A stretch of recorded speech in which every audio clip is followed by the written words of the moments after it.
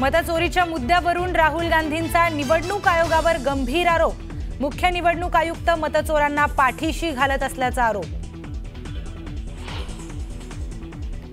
अतिवृष्टीमुळे शेतकरी संकटात, मदत कधी मिळणार याकडे शेतकऱ्यांच्या नजरा।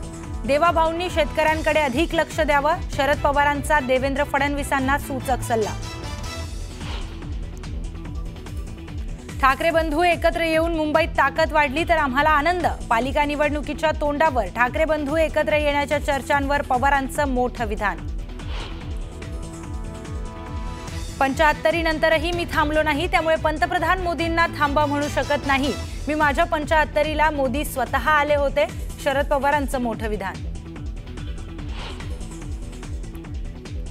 मीनाताई ठाकरेंच्या पुतळ्याला रंग फेकल्याप्रकरणी आरोपी उपेंद्र पावसकर अटकेत। आरोपी ठाकरेंच्या कार्यकर्त्याचा चुलत भाऊ असल्याची सूत्रांची माहिती। महाराष्ट्र पेटवण्याचा कुणाचा तरी प्रयत्न, मीनाताई ठाकरेंच्या पुतळ्यावर रंग टाकणाऱ्यांवर उद्धव ठाकरेंचा संताप, तर निषेधार्थ घटना राजकीय रंग देणं योग्य नाही, मुख्यमंत्र्यांची भूमिका। ज्या भागात जास्त पाऊस झाला तिथे 100% ओला दुष्काळ जाहीर होणार। सगळ्याच ठिकाणी नाही, मात्र जसे रिपोर्ट्स येतील त्यावरून ठरवू। ओला दुष्काळ जाहीर करण्याच्या मागणीवरून गुलाबराव पाटलांचं भाष्य। बुलढाणा जिल्ह्यातील मलकापूर इथे मुंबई नागपूर राष्ट्रीय महामार्गावर भीषण अपघात। अपघातात 4 जणांचा मृत्यू तर 5 जण गंभीर जखमी।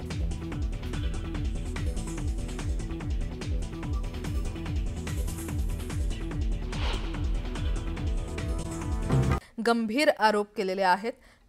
यावर अधिक बोलण्यासाठी आपल्यासोबत अतुल लोंढे देखील जोडले गेलेले आहेत। अतुलजी, आपलं स्वागत आहे न्यूज 18 लोकमतमध्ये। राहुल गांधींनी पुन्हा एकदा पत्रकार परिषद घेतली, निवडणूक आयोगावर गंभीर आरोप केलेत, भाजपवर गंभीर आरोप केलेत, आपली प्रतिक्रिया?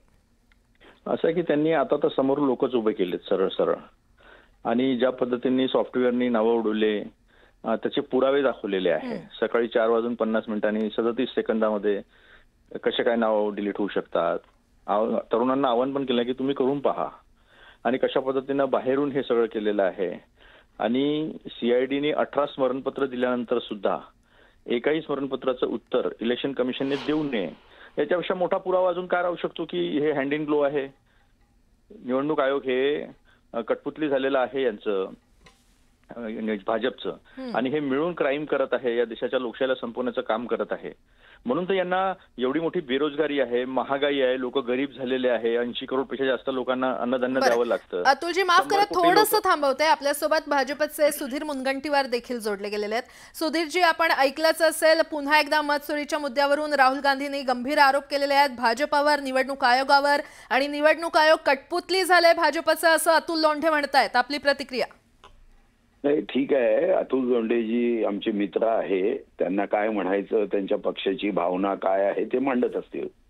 पण याच्यामध्ये एक गोष्ट लक्षात घेतली पाहिजे की जर आरोपामध्ये काही तथ्य आहे असं आपल्याला वाटतं, किंवा आपल्याकडे काही या संदर्भातले पुरावे असेल, तर आपल्या संविधानामध्ये एक न्याय्य व्यवस्था म्हणून आपल्याकडे न्यायालय आहे।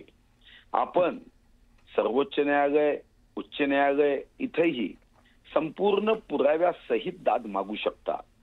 आजही आपल्याला 4 स्तंभ असल्याने एका स्तंभाबद्दल शंका आली, त्याची इंटिग्रिटी डाऊटफुल वाटली, तर आपल्याला या संदर्भामध्ये आपली मागणी आपल्याकडे असणाऱ्या पुराव्याच्या आधारावर सत्य असत्य, न्याय अन्यायाच्या लढाईमध्ये न्यायासाठी संघर्ष आणि त्यासाठी दाद मागता येते। आता मतदार यादी तयार करणे, त्या संदर्भामध्ये मतदार यादीमधून नाव डिलीट करणे, आणि मतदार यादीमधून नाव डिलीट करताना या संदर्भामध्ये ही पूर्ण जबाबदारी ही निवडणूक आयोगाची असते। आणि निवडणूक आयोगाने यामधली पारदर्शकता वाढावी या दृष्टीने सर्वात उत्तम निर्णय सर्व राजकीय पक्षाला विश्वासात घेऊन केला आहे की तुम्ही फक्त राजकारण करू नका, तुम्ही आरोप प्रत्यारोप करू नका, तर लोकशाहीला सुदृढ आणि सशक्त करण्यासाठी तुमच्या कार्यकर्त्यांना सुद्धा प्रत्येक बूथवर बूथ लेवल एजंट म्हणून आम्ही नियुक्त करायची परवानगी देतो आहे। तुम्ही या सरकारी कामामध्ये तुमचं देशावर प्रेम आहे, लोकशाहीवर विश्वास आणि श्रद्धा आहे, तर तुम्ही सुद्धा तुमचा BLA नियुक्त करू शकता. ज्या बूथ लेवल एजंटच्या माध्यमातून तुम्ही त्या मतदार यादीचं वाचन करणं, मतदार यादीमध्ये चुकीची नावं असेल तर डिलीट करणं, 18 वर्षाचं वय एका विशिष्ट तारखेनंतर झालं असेल तर त्याला ऍडिशन करणं, या साऱ्या गोष्टी करताना प्रत्येक राजकीय पक्षाला या संदर्भामध्ये त्या ठिकाणी आपला प्रतिनिधी नियुक्त करण्याचा अधिकार आहे. आता आपण ज्याला म्हणतो झोपी गेलेला जागा झाला, मला पण पूर्ण वेळ द्यायचा. मला वाटतं की BLAची नियुक्ती न करता निवडणूक संपूर्ण संपल्यानंतर 1 वर्षांनी जर अशा पद्धतीने आपण आक्षेप घेतोय तर या आक्षेपाला फक्त शुद्ध राजकारण म्हटलं जाईल. हा, या संदर्भात कोर्टामध्ये आपण गेलात, कोर्टामध्ये या बाबतीतली बाजू मांडली, तथ्य दिलेत, तर मला वाटतं आमच्याही पक्षाचा किंवा व्यक्तिगत माझाही याला आक्षेप नाही. कुठं चूक असेल ती चूक करणारा सामान्य व्यक्ती असेल की अतिशय मोठा व्यक्ती असेल. सुधीरजी, अतुलजींना काहीतरी बोलायचं आहे. अतुलजी.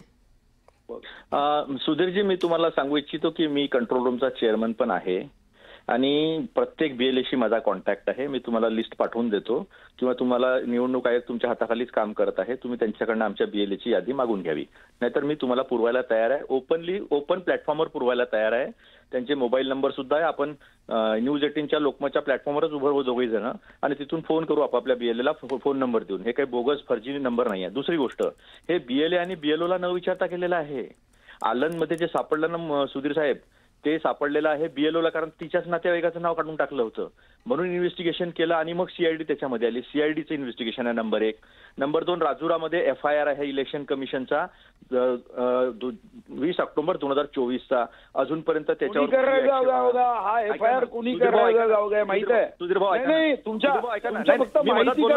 आता तुमच्यासारख्या ज्येष्ठ नेत्यांसोबत नाही, मला माहिती आहे. माझं सगळे कागदपत्र आहे, मी कागदपत्रांनी बोलतोय. सुधीर भाऊ, तो नंतर बोला ना, तुम्ही नंतर बोला. कार्यकर्त्यांनी भाजपच्या करायला जाऊ. नाही नाही नाही नाही, तुम्ही माझ्याकडे जबाबदारीने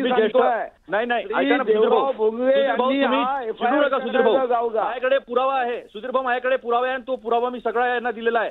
माझ्याकडे ऐका ना सुधीर भाऊ, तुम्ही ऐका, मग तुम्ही बोला नंतर.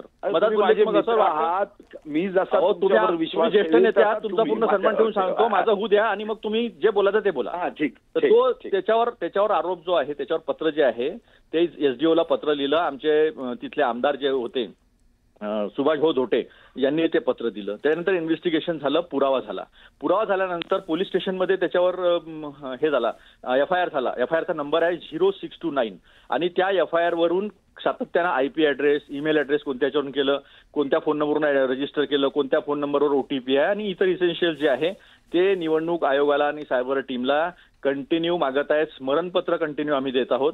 आजपर्यंत याच्यातली कुठली गोष्ट दिली नाही. जे आलनचे आहे तीच परिस्थिती राजुऱ्याची आहे. 6853 मतं जे आहे ते डिलीट करायला लावले. ते त्याच्यामुळे हा क्रेडिट घेऊ नका. आणि आता दुसरी गोष्ट, आपण सांगितलं की आपण कोर्टात जाण्याची स्टेज असते. सुधीर भाऊ, आपण फार ज्येष्ठ नेते आहात, आपल्याला माझ्यापेक्षा न्यायिक व्यवस्था जास्त कळते. मेंटेनॅबिलिटीवर केस राहणार का? मग तुम्हाला तेच पाहिजे नाही की कोर्टात जायचं, कोर्टमध्ये जा तुम्ही इलेक्शन कमिशनकडे. कमिशनला लागेल. ऐकून घ्या ना, माझं पूर्ण मार्गदर्शन करू शकतो.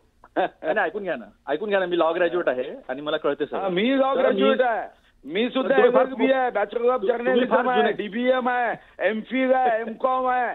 मी सुद्धा शिकलो आहे आणि माझ्याकडे गॅरंटी आहे तुम्ही एंटायर पॉलिटिकल सायन्सचे विधार्थी नाही. सुधीर भाऊ, मला पूर्ण गॅरंटी आहे तुम्ही एंटायर पॉलिटिकल सायन्स विद्यार्थी नाही. मी पॉलिटिकल सायन्सही केलं आणि 88 मध्ये एंटायर विद्यार्थी म्हणून अभ्यास. भांबवून जाऊ नका सुधीर भाऊ, शोभत नाही तुमच्यासारख्या सिनियर भांबवत नाही. तुम्ही भांबवून कशाला जाऊ नका. मी एंटायर पॉलिटिकल सायन्सचे विद्यार्थी नाही हे म्हटलं ना. तुमचं लोकशाहीवर जेवढं प्रेम आहे, तुमची स्तुती करतोय मी पुराव्यानिशी बोलतोय, पेपर ठेवून बोलतो आहे. आतापर्यंत कोणी, मी तुम्हाला माहिती आहे सुधीर भाऊ, आपण जरी वेगळ्या पक्षात असलो तरी तुम्हाला मी प्रामाणिकपणे तुम्हाला माझ्याबद्दल आदर आहे, काही विषय नाही. मी रोज प्रेस कॉन्फरन्स घेत नाही. माझ्याकडे पुरावे असल्याशिवाय मी कधीही बोलत नाही. मग टेलिव्हिजन नेटवर्क दाखव किंवा न दाखव, मी आपला पुराव्यानिशी बोलत असतो. तर हे सगळे पुरावे आहे सुधीर भाऊ. हा तुमच्या आमचा नाही, पुढच्या पिढीचाही प्रश्न आहे.